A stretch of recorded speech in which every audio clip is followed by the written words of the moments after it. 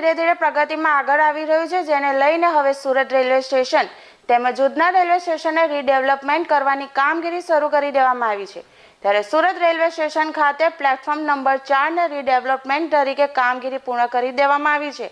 પરંતુ platform number 4 પર આવવા માટે કોઈ પણ પ્રકારની અવરજવર માટે તેમજ વાહન પાર્કિંગ માટે વ્યવસ્થા ન હોવાને કારણે મુસાફરોને ભારે હાલાકીનો સામનો કરવો પડી રહ્યો છે, જેથી પ્લેટફોર્મ નંબર 4 બનીને તૈયાર હોવા છતાં પણ મુસાફરો માટે ઉપયોગમાં આવતો નથી। આગામી દિવસોમાં સુરતના રેલવે પ્લેટફોર્મ નંબર 2 અને 3 પર રીડેવલપમેન્ટ માટે કામગીરી શરૂ કરવા માટે રેલવે તંત્ર દ્વારા બેઠકનો દોર પણ શરૂ કરી દેવામાં આવ્યો છે। ત્યારે મહત્વની વાત એ છે કે જે પ્લેટફોર્મ બનીને તૈયાર છે તેના માટે પાર્કિંગની કોઈ પણ પ્રકારની વ્યવસ્થા ન હોવાને કારણે મુસાફરો માટે આ પ્લેટફોર્મ નંબર 4 શોભાના ગાંઠિયા સમાન હોય તેવું લાગી રહ્યું છે।